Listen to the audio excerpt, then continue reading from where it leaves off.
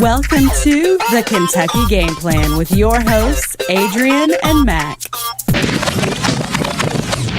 Welcome, everyone, to the show. I'm Adrian Smith. And I am Mac Black. How you doing, Mac? Doing good. Breaking news. Yes, literally breaking news. Sad news and good news, however you look at it, for the Cardinal fans. Yep. Head football coach for U of L Cardinals, Bobby Petrino, has been fired. He's been fired. Yep. And we've been talking about this the past 3 or 4 shows. At least the last 4 or 5 for sure. Yeah. Wow. Not to say I'm surprised, but I was expecting him more towards the end of the year. Well, yeah. I mean, I was expecting, after the last game, really. I mean, win or lose, for them to cut ties with him. But we will get back to that here later in the show. Yeah. Let's move on to the NFL. What we got? Yeah, a little NFL news. U of L continuing with the news, I guess. The Ravens, Lamar Jackson. The Ravens are in a situation right now where they kind of got to win out to make the playoffs. Right. And if they win out, Mr. Harbaugh kind of keeps his job. Here's my question. When will the Ravens let Lamar Jackson play quarterback at a consistent rate? Not just a couple plays here and there as far as the Wildcat offense that, he's able to run and scramble around, but actually sit in the pocket and, play quarterback and start. Well, they got him running back. They got him here. They got him there. Right. And that's not his position. He's clearly a quarterback. That's what he played in college, high school. Even the coach is like, hey, the quarterback coach is like, hey, he's a quarterback. Yeah. He's a talented guy. But he's a quarterback. Yeah, John Harbaugh the same way. He said he's not a running back. He's not a receiver. He's not even a kick returner. He's a quarterback. My whole thing is 9 games in the season, why haven't the Ravens allowed Jackson to really play quarterback? Right. As far as, sitting in the pocket and not necessarily picking teams apart, but, throw down the field some, not just the stupid Wildcat offense that they have in the NFL that everybody knows when it's going to happen. Is just which way is he going to run, left or right. So just a meaningful handful of playing time, some snaps here and there. I think he's only taken like maybe 39, 40 snaps for this season, and most of them are kind of like within the 20 to kind of get him closer, to and then score. Only 5 possessions thrown. Yeah, only 5 of those he's thrown the ball. Right. So my whole thing is, when is this guy going to be unleashed, I guess? Good question. He's Michael Vick 2.0, they said. I think he could be better than Michael Vick as far as a quarterback. Yeah. Well, Michael Vick, remember he tweeted that time. Yeah. Hey, you were way better than me. And, I'm not saying when I was at Virginia Tech. There's anything wrong with Michael Vick, and he's a trendsetter. I'm not saying that, but. I taught Michael Vick what he knew. So, and look where it got him. Passed down the line. So. Yeah, there you go. Look where it got him. Also, some other news. The Dallas Cowboys linebacker Sean Lee could have missed most of the second half of the season. Hamstring injury again. So many injuries in the NFL. It's like I don't even want to watch the games because it's like every play. Right. It could not just one team. It's 2 teams. Both teams facing each other. Right. You're watching, this person goes out. They're injured. Other teams, they might lose 1 or 2 people per game. And it's like not just the 2 teams facing off, but other teams throughout the league. Right. There's a whole list. I wish I could just see that list of injured. Well, Sean Lee, he is the, how can I put it? He is the quarterback of that defense. We know the offense of the Dallas Cowboys is not playing well at all this year. They are suffering in every way possible. But the defense has played really, really well, especially when he's on the field. Another hamstring injury. When this guy's on the field, though, man, this defense is elite in every way. I agree. He could miss up to 6 to 7 weeks with this injury. He could return after Christmas, is what they're saying. Okay. So, that being said, could the Dallas Cowboys lose a lot more games? That's my question, because the offense is not doing their job. Without, they could probably lose more games. Nothing against your team, just being honest. Yeah, no, it is what it is. A local, the Bengals. AJ Green, wide receiver, man. He's a beast when he's on the field. Always has been. Expected to miss the next 2 to 3 games. Wow. With the toe injury. So many injuries. Well, this offense, Bengals teams is playing really, really well. But you got injuries on the offense to Tyler Eifert, the tight end, Tyler Kroft, Giovanni Bernard, the running back, and now your main wide receiver, A.J. Green. Wow. Yeah. I mean, who's going to step up for this team as far as that being said? I mean, Tyler Boyd could actually, step up even more. He leads the team in receptions, but they need touchdowns, not receptions. So is Tate not going to step up? I mean, Tyler could. Yeah. That's a Tate. Oh, Tate. Yeah. Well, yeah, he could. Yeah, he could. So he's the next man up, so. Well, they need the next man up. Yeah, definitely. Because that division is wide open with Steelers, hey, we can win by 30 points and we can lose by 30 points. And the situation with the Ravens, with Lamar Jackson. Right. It's... What about the Browns? The Browns, they're going through their little situation. Hugh Jackson yeah. being fired, the head coach. And then Mayfield, he's, having to adjust. Hey, what's the quote he said the other day? Losing sucks. Losing sucks. Yeah. Well, because he didn't lose that much at Oklahoma. That's why. So it's a totally different mindset, totally different ball game from college to NFL. And he is starting to see that. Yeah. No, I agree. Well, because he's with the Browns and everybody's, looks at the Browns. You've seen their good history. True. Football the past how many years? 20 at least, but this Browns team is totally different from the past. And, I heard that after Hugh was fired and let go, their next 3 practices, the offense felt better after practice about what they have succeeded on the field during practice. Yeah. So, was Hugh Jackson, I know his record kind of spoke for itself. I think it was like 4 wins total over 2 years, or 3 years. I look at the situation. Do you think they should have got rid of him? Well, should they got rid of him earlier? Earlier than later.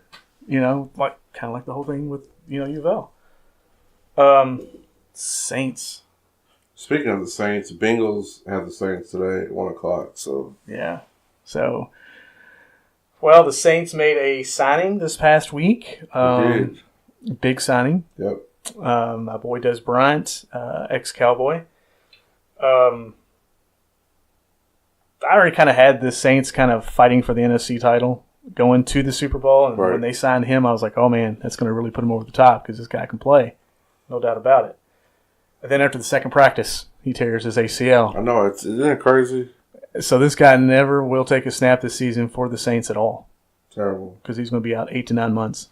So horrible, horrible news for Des Bryant, but, for the Saints also because, the Saints, they were making moves this year. I mean, they traded for the corner, Eli Apple, from New York, from the New York Giants. They signed Des Bryant.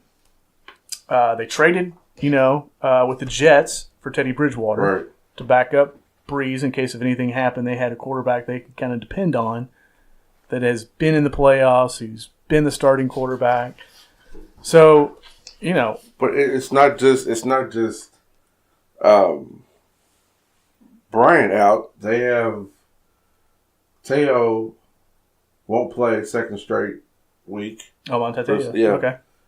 Plus, Marcus Davenport, defensive end, is out against the Bengals today, too. So, he's 3 guys gone. Yeah. And this goes back to what I said a few minutes ago. All these injuries. I hadn't seen this last year or the year before.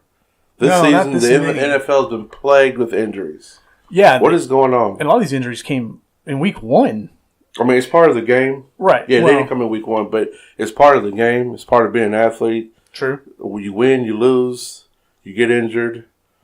Some people stay healthy the whole season, but as an athlete, you're going to suffer injury somewhere. It's just part of being an athlete and playing sports.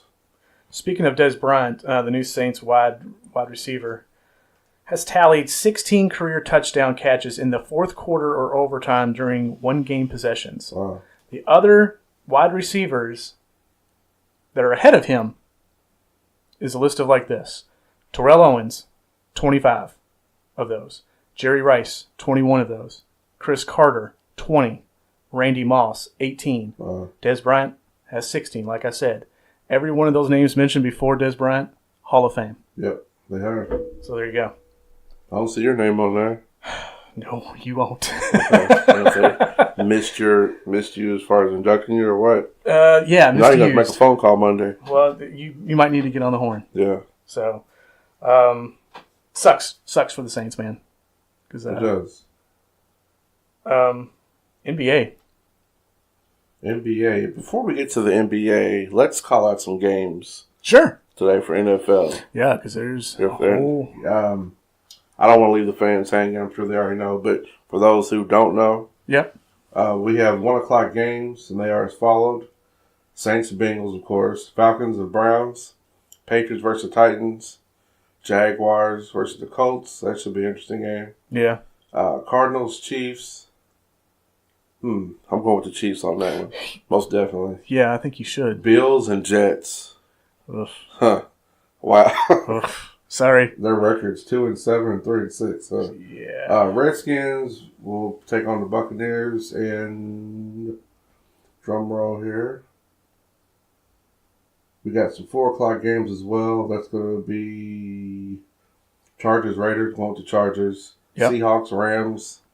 Could go either way, but I'm going to say Rams. Yeah, they could go either way. But the Rams came off that loss to the Saints. And tonight's game, which y'all probably be asleep. Yes. It's 8:20. Cowboys versus the Eagles. Eagles are 4-4. Cowboys 3-5. Should be interesting in this household here. Yes. That's all I'm going to say. Yes. As you were saying, the NBA. Yeah. Man, the NBA, man, is setting records. And records. They're good records. Well, these are savage times for the NBA defenses and defensive coaches. The league is in the midst of a glorious offense revolution, they say, with a legion of shooters with added gasoline of small ball and all the rule changes with, no hand checking or any of that. The scoring has gone up significantly. And I mean, it has. If you think about it, it has. Well, here you go. Considered between 2014 and 2016, teams crested the 140 point barrier in regulation a total of only 3 times. So that's over 2014, 2015, 2016. 3 years, only 3 times. Right. In the past 2 seasons, 2017, 2018, the frenzy started ramping up, teams reaching a 140 point barrier 8 times in each year. So, yeah, so 16 times in 2 years versus 3 times in 3 years. So, and this is within the first month of those 2 years, by the way. So, it's not like through the season. It's only within the first 4 or 5 weeks of the season. So, yeah, frankly, the entertainment value's gone up for the NBA as far as scoring and shooters. Right. That's what everybody wants to see. Well, speaking of scores, James Harden's starting to come to life. Yeah, he is. He's getting back in regular form, and I'm glad to see that.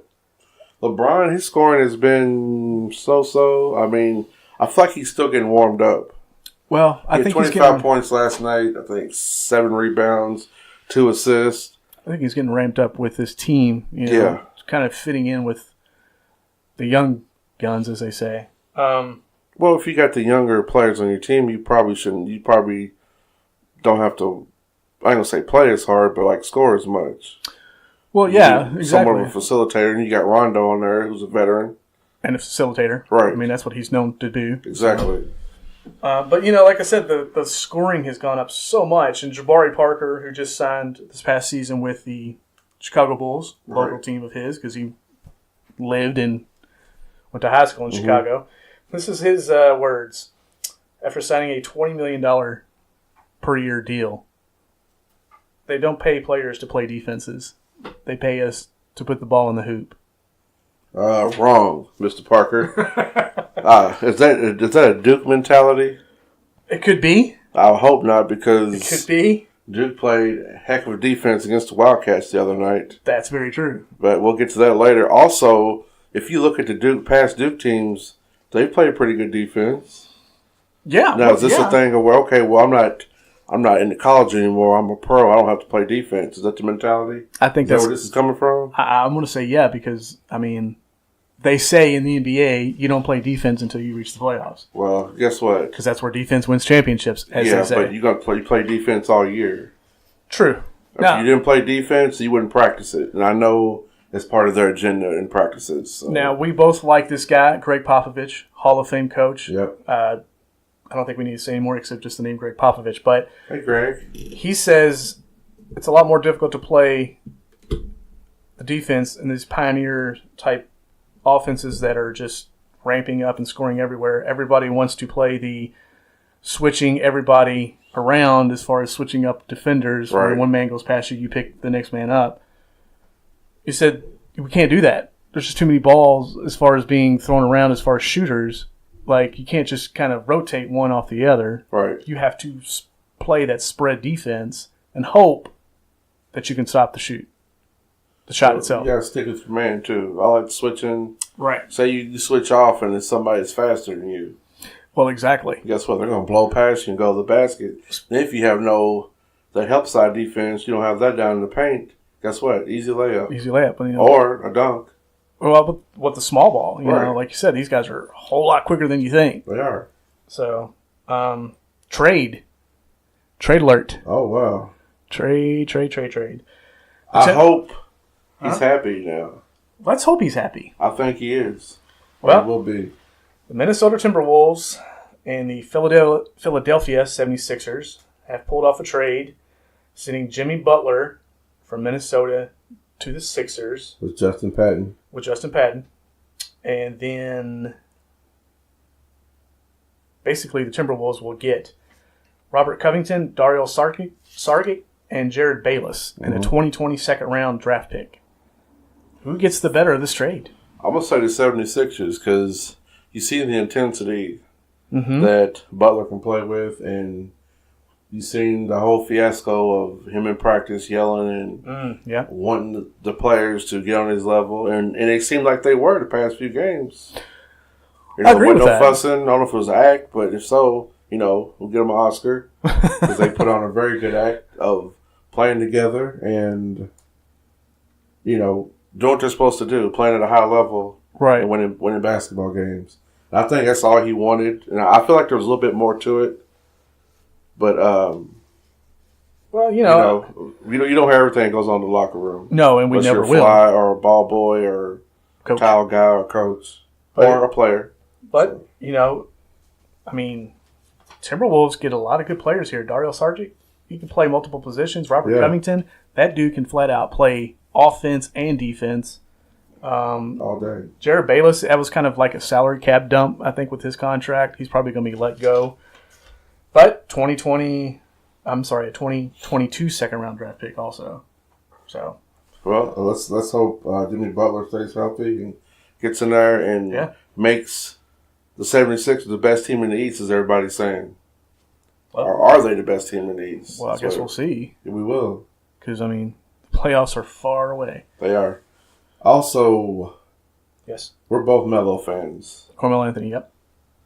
There's a lot of talk this week about him being thrown under the bus because of the 2-point game he had against Oklahoma City. And I guess everybody was expecting him to go off and have 50, 60 points against the team that he was just, traded from. True. So the man was shooting and missing, which I've never seen Melo miss that much. Off night, everybody has them. But as far as, here Richard Jefferson and Scottie Pippen were on, what's the show? I can't think of the name of it. Female hosts it. But anyway, ESPN, they were on there talking about the whole situation with Carmelo Anthony being washed up, should be doing his farewell tour. Like one of the guys he came in the league with, which is Dwayne Wade. And we know Dwayne is on his way out. But Dwayne also played a more physical style of basketball. Exactly. He was one of those guys that, gets to the basket. And hits the floor. Right. That man's taking a lot of... He was a shooter too, but more physical, I would say, in a sense. Not that Melo's game hasn't been, but you got to look. LeBron coming the same time as Melo and Dwayne Wade. Right. Wade's on his way out. Had a great career. You can ask for it. I think he's fine with that. him, LeBron, and Dwayne Wade are three different players. Three different bodies, three different styles of play, three different positions. So why is Carmelo ready? Why is he washed up? Why is he thrown on the bus? And why is he not a good fit? And why should he be preparing his farewell tour? I don't agree with that. First off, I don't agree with it. I don't think he's done or washed up, as they say. Carmelo Anthony, I think, probably got into his own head. Honestly, I think it was a situation where, it was, like you said, playing against his old team. Exactly. And so he's kind of caught up in the moment. I think, like Donovan Mitchell, beginning of the season, with this whole situation, being in his own head. Right, and that can throw you out of your game, take you out of your element. Quick. Yeah, you know what? The guy had 2 points. Right. But the dude also showed up. That's more than what I would have gotten. Well, I'm saying the dude also showed up. He played. Yeah. He didn't give up. He didn't give up on his team. The effort was there. And the effort was there. And it happens. Now, I'm not saying that Carmelo Anthony's never been a selfish player, because we all know that Carmelo Anthony is shoot first, ask questions later. Exactly. Kobe shot the ball. Well, yeah.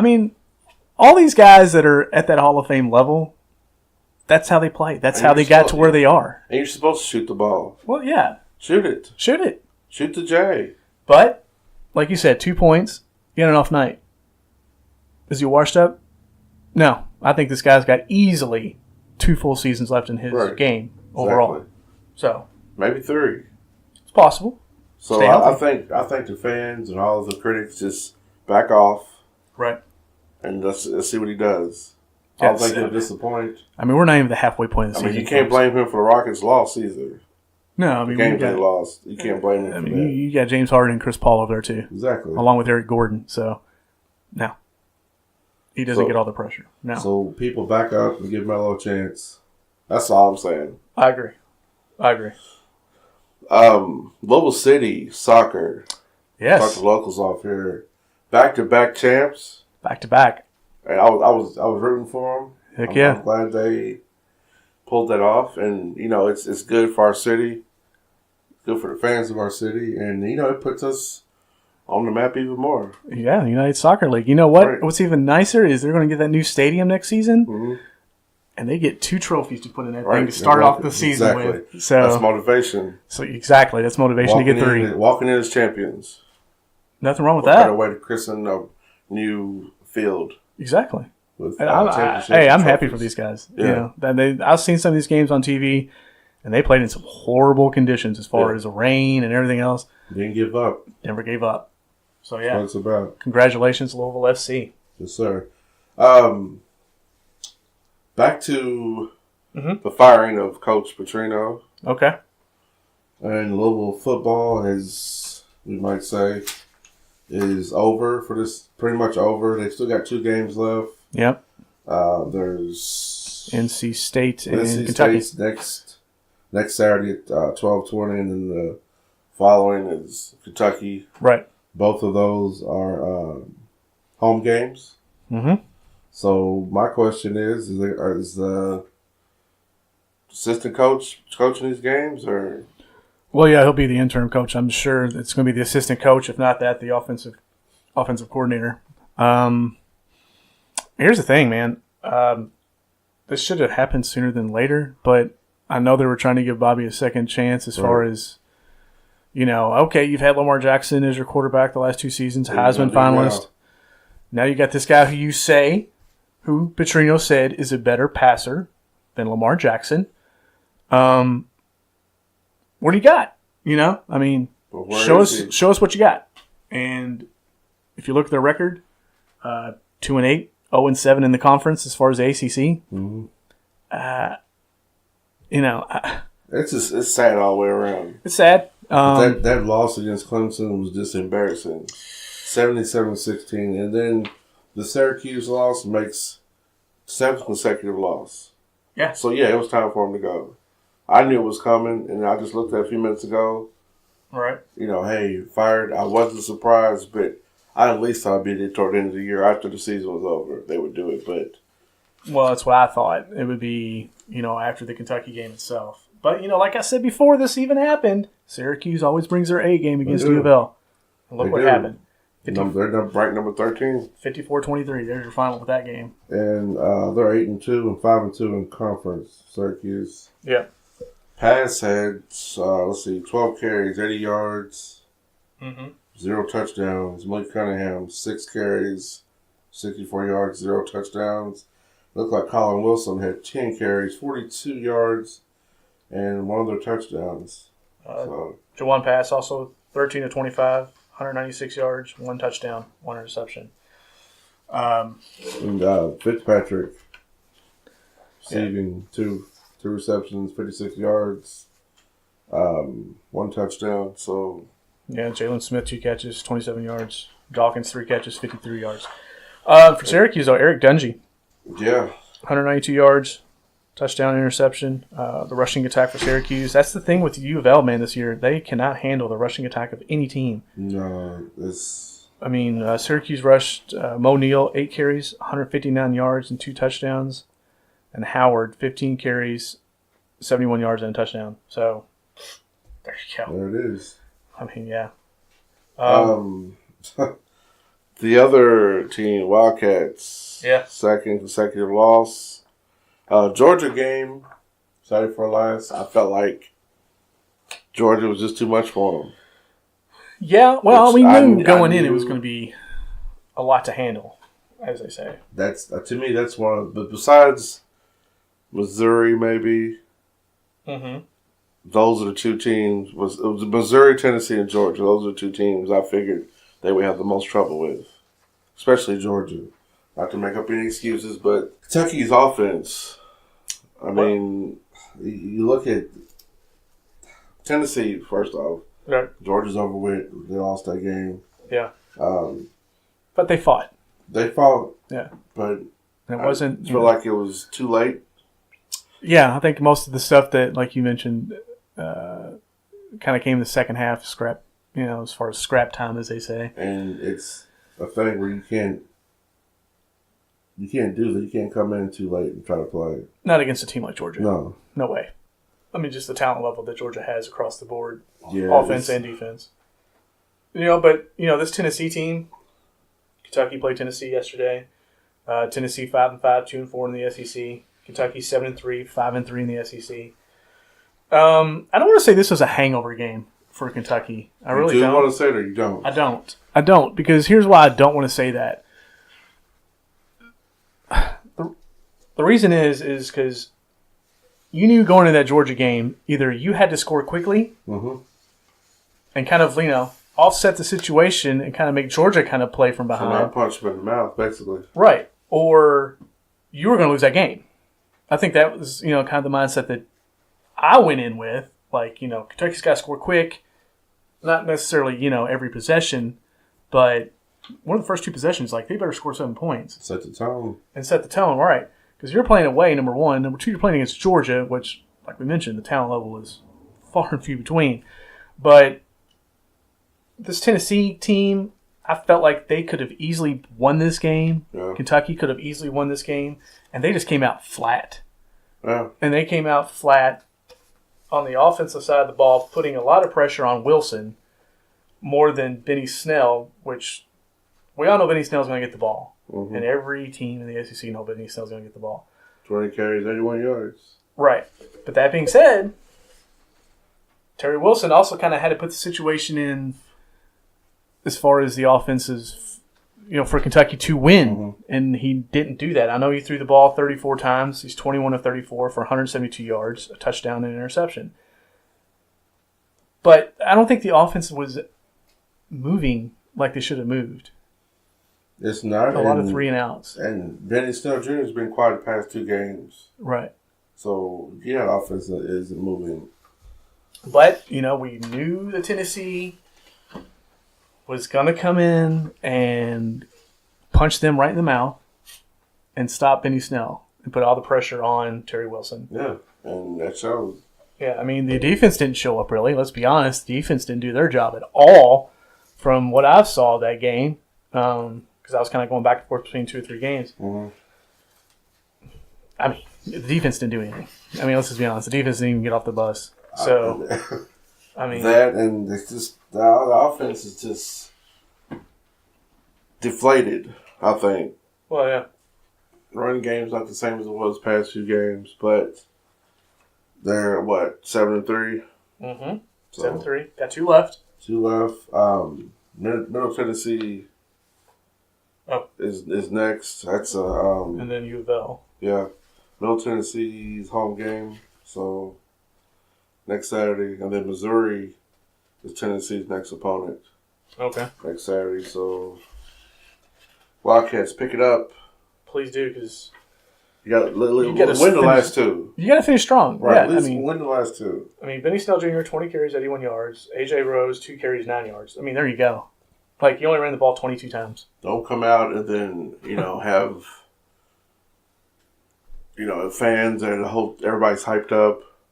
Right. And, Kentucky football's back, And then just... It's been gone for like 40 years.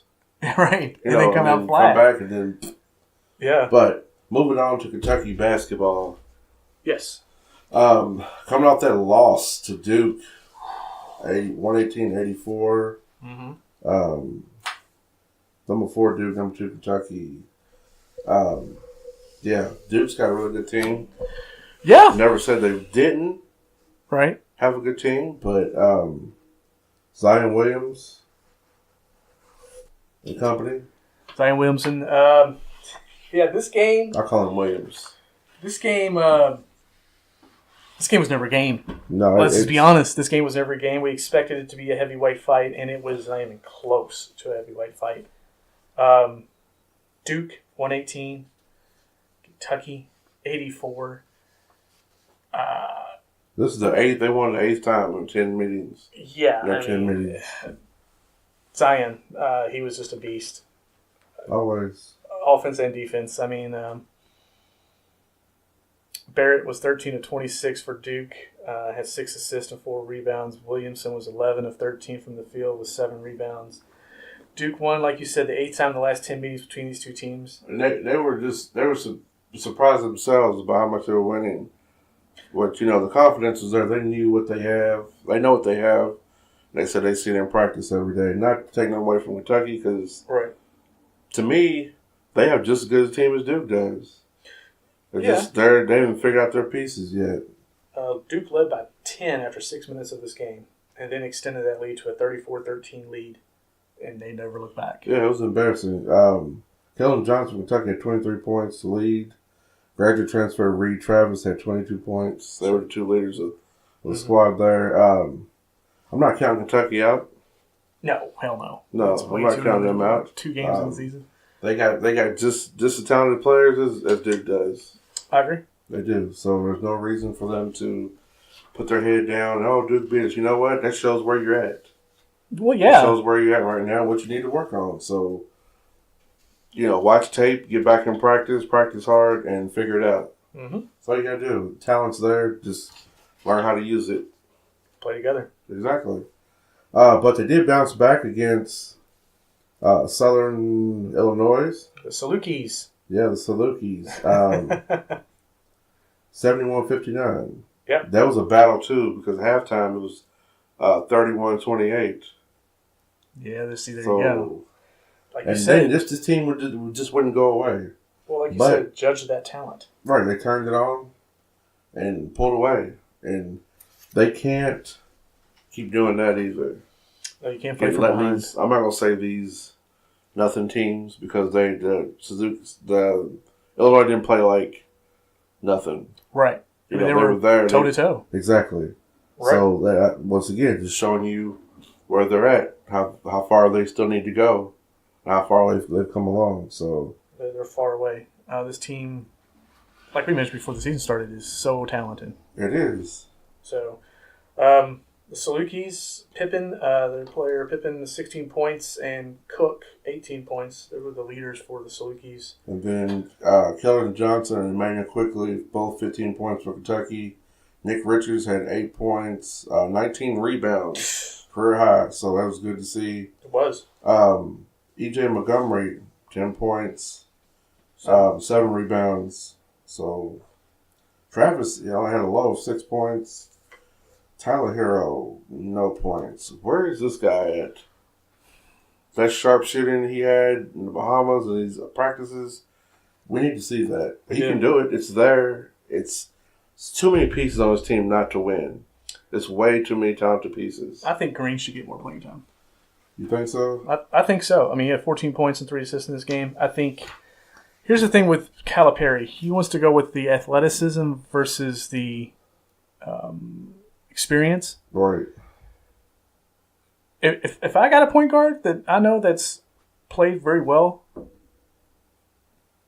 the season before and now this season, he's going to start. I don't care about the athleticism because this guy can control the offense. This guy can control what goes on the court, setting up the defenses and, like I said, setting up the offense. Green deserves, in my opinion, to start. Right. So, yeah. Other news. U of L. U of L basketball. Yeah. Come off with the win. Yeah. There you go. They Nicholas, is that how I'm saying that right? Nicholas? Yes. Nicholas Colonials? Colonials. Yes. Nicholas Colonials, yes. Against the Louisville Cardinals, final score 85-72. U of L with the win. 12 points. I wasn't impressed with the team. Not yet. We got to see what this team's about. They got a lot of work to do. They're a work in progress. The rotation needs a lot of help. Right. Defense kept them out of the paint. Mm-hmm. They out-rebounded 39-30. Ooh. No, they out-rebounded Oh, okay. Nichols. Okay. And they shot 19-40 percentage-wise. Well, for the Cardinals, the leaders, wow. Perry with 14 points, 2 rebounds. VJ King, 12 points, 6 rebounds. Darius Perry at 14 points. Yeah, Perry with 14 points. As far as this team's concerned, like you said, they're a work in progress. I can see this team towards the end of the season because I know the coach, Chris Mack, he's a great guy. He's as legit as they get. This team could be competing for the ACC title at the end of the season. The reason why I say that is I don't see North Carolina really doing that much this year. Duke is the only thing that's in their way. Kentucky's in their way, too. Well, I mean, as far as the ACC. Yeah. But and Virginia, I'm talking about basketball. They're reloading. So I see, I can see them competing for that ACC title. But that being said. But Chris Mack said that he's a win, but he wasn't happy. So they got a lot of work to do, and I'm sure he's going to get things in line the way they need to be. Oh, yes. Make it a bit more competitive, but we'll see what happens with them. Very true. Anything going on around town, my friend? Not too much, man. No. Nothing other than Thanksgiving's on the way. Thanksgiving's on the way. We got some gobble time. Gobble. Black Friday. Black Friday. Black Thursday. Yeah, ready for all of it. Don't forget to follow us, folks. Instagram at @the_KY_game plan. Facebook at the KY Game Plan. And Twitter at the KY Game Plan. That wraps it up for us, folks. I am Mac Black. I'm Adrian Smith. And thank you for tuning in to the Kentucky Game Plan.